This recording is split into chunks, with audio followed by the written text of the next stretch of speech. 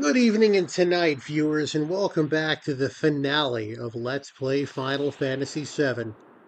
Though there will be some spicy post-game bonus content. So yeah, we've done what we can. We just gotta hope the planet can do the rest.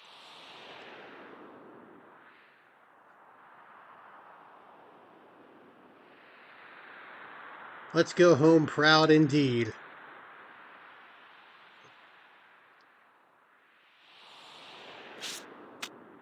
Seems kinda unsatisfying, you know? Up.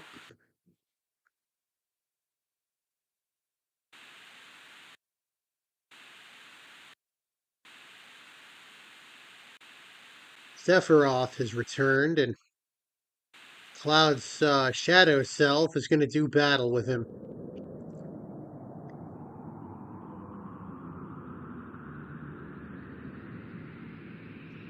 He's flying into the live stream.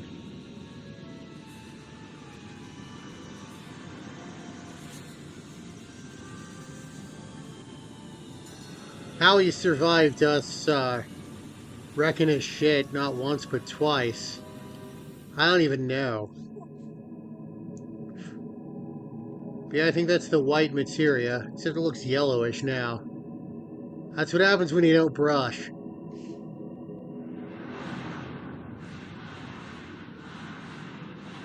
But yeah, it's gonna travel through the live stream. Reminds me of the Doctor Who opening.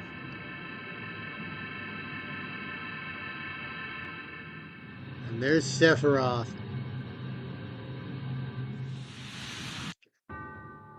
Alright. This battle, you don't need to worry.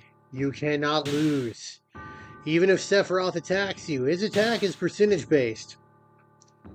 But we're not gonna let him attack us. Omni Slash. Oh, that's satisfying.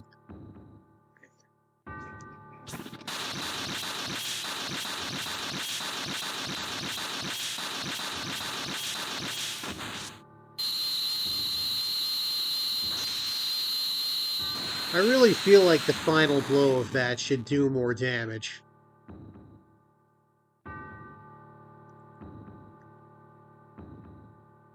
And that's all she wrote for Sephiroth.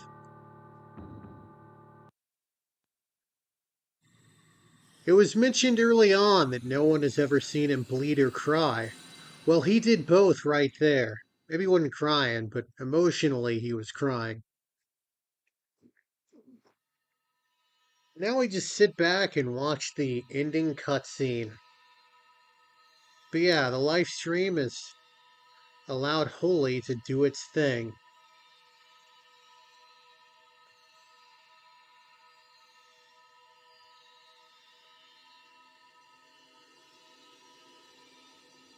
But yes, it was very fun to revisit this game. I forget how much I enjoy it.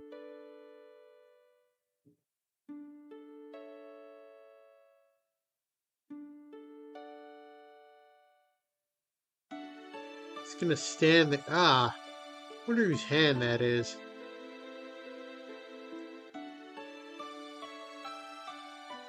Oh, it's not Air. It's not Eris. It's Tifa.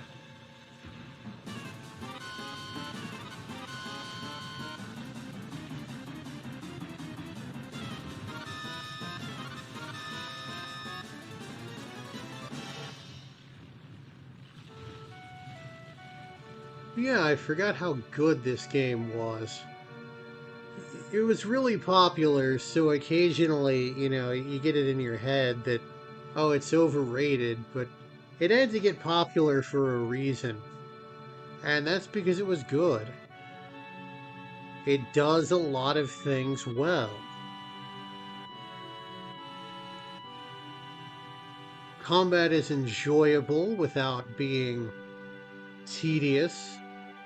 It's difficult without being. It can be difficult without being overly difficult, and I think it does one of the best jobs of, by the end of the game, making you feel like you are absolutely incredibly strong.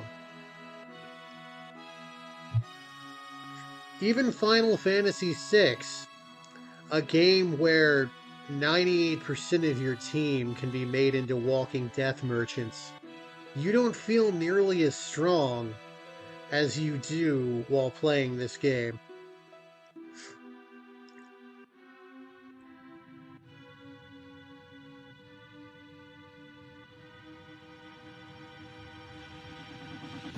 Oh man. Oh, that's actually good.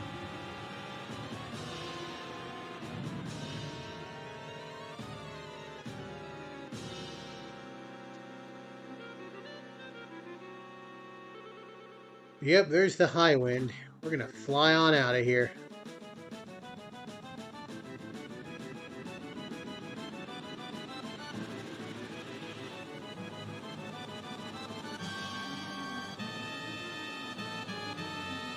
Well, not so much fly as be kind of forced out.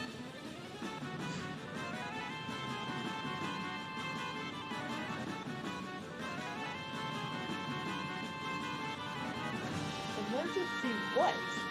It just reorients the ship. It's an emergency ship reorienter.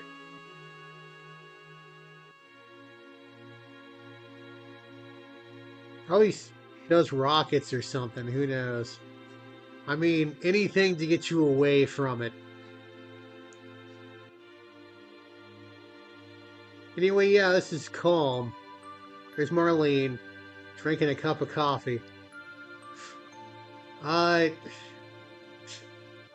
would have been nice if you could have, I don't know, seen her here during the course of normal gameplay.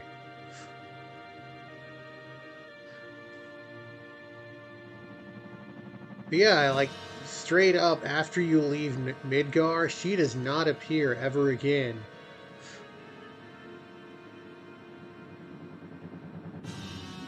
Oh. Yeah, my Switch went a little dark because I hadn't hadn't moved any inputs for obvious reasons.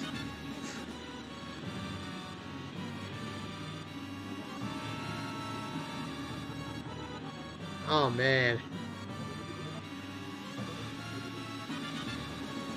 It's just wrecking up Midgar. That's just unfortunate. Ignore the fact there's probably a lot of innocent people in there that didn't support Shinra and couldn't move elsewhere. But here's Holy. Holy's gonna come fix everything. I mean, at that point, they're like fire tornadoes, like you would get from a volcano. I guess that's true. So it's not Meteor causing the tornadoes. It's the heat from meteor approaching causing the tornadoes because the hot air is rising.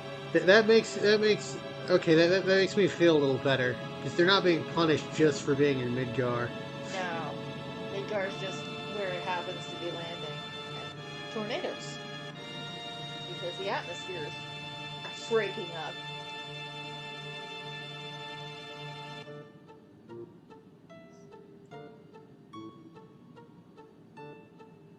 Why? You have no ties to there. Yeah, he does. Marlene was literally Marlene just is in Calm. I guess Calm's pretty close to Midgar.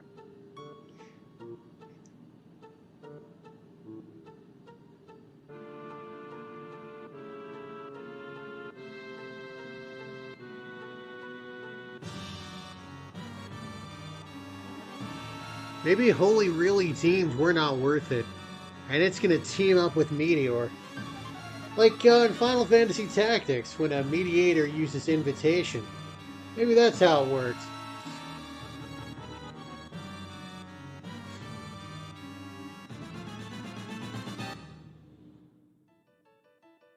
Ah, here comes the live stream.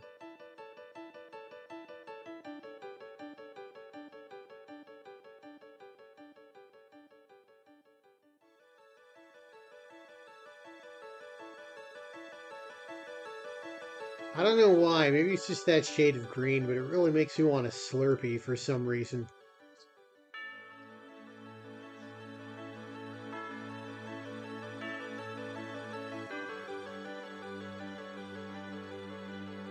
Snow cone, something.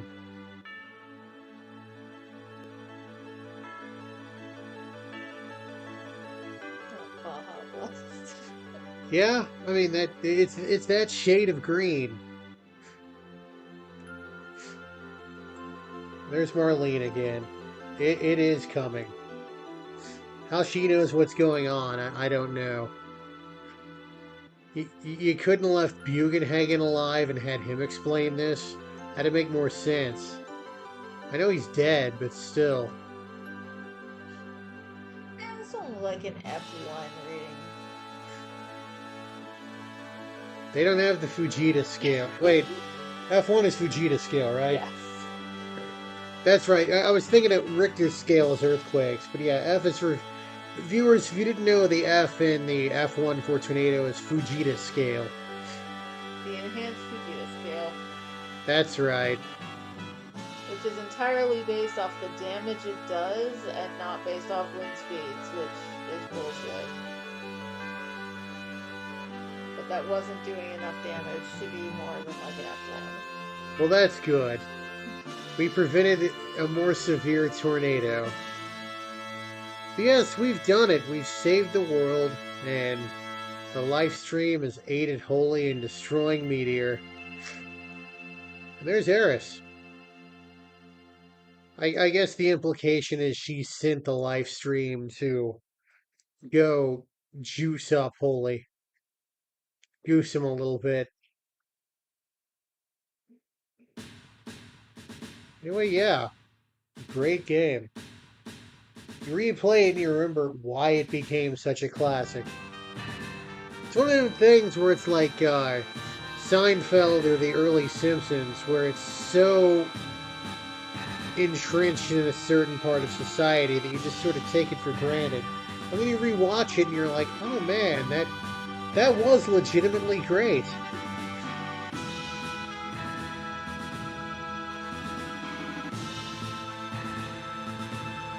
Up. Yeah, gosh, why have I not been pressing any buttons? Wait, can I skip this? Can I triple speed it? Ah, it makes it go faster, alright. I'm sorry, various people who worked on this. Some random YouTuber is speeding through the credits. Let's see, who we got over here? Which names do I recognize? Why would you recognize any of those names? Takashi Tokita and Masato Kato. Yeah, those are cool. Masato Kato was I think the wunderkind behind Chrono Trigger. Takashi Tokita was the one behind Live Alive. Well, when you said it, it was showing the programmers, Ah, and I was like, nobody talks about the programmers. There's some more programmers. you know why why credits now are so in depth? It's actually because of Star Wars. Uh, they made sure to credit everyone who did everything, and that started the trend. Fun little fact.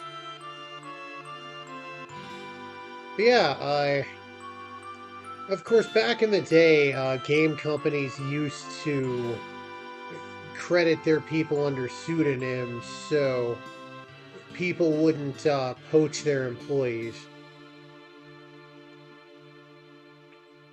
I do like that they're sectioning it off Yeah, for some of these like mini games. that snowboard section was awful. It's And not. it just told you who to blame for. It's not poorly done or anything. I'm just really bad at it. Yeah. You you Sephiroth's choir. you'd think without you'd think years of playing Tony Hawk would make me better at stuff like that, but I'm just not.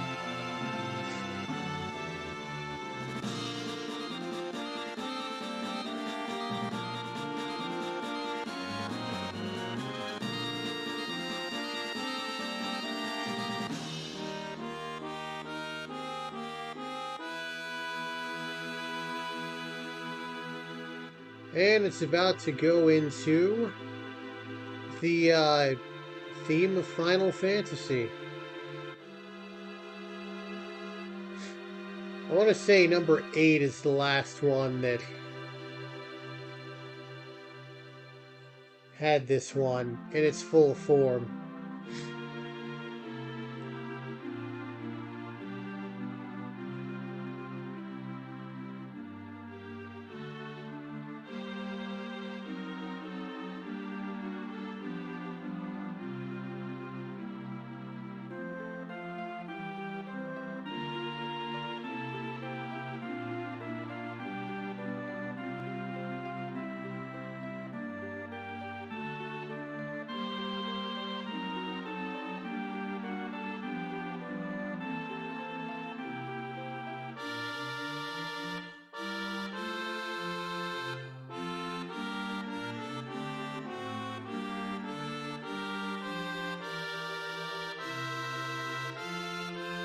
I wonder what you have to do to get on special thanks. Like save the life of one of the developers or something. I think it's just more like I and kind of want to talk about Joseph Haydn because he was called out in the what did he credits. do?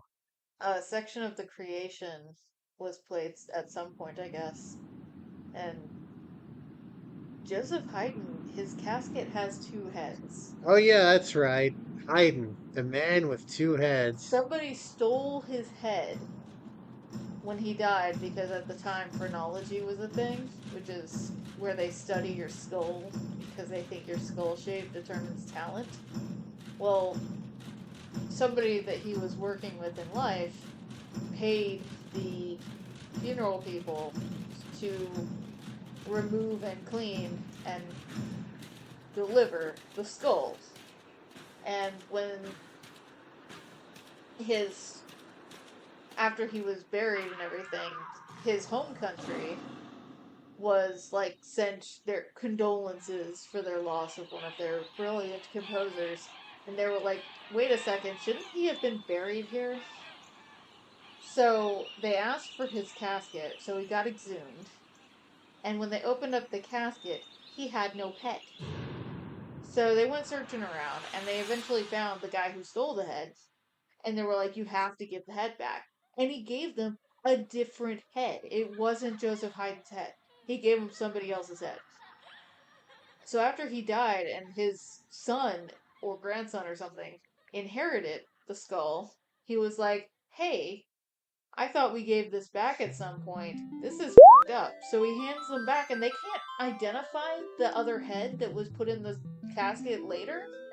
So they exhumed that body a second time and just put the correct head in there with him and reburied him with the other head.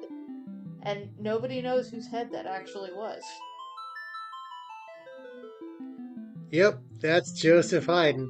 And that was Let's Play Final Fantasy VII. I'm not James, but you might be. And I'm going to do some spicy post-game content. And for the next Let's Play, it's going to be... Anyway, again, I'm not James, but you might be. Now have a good one, everybody.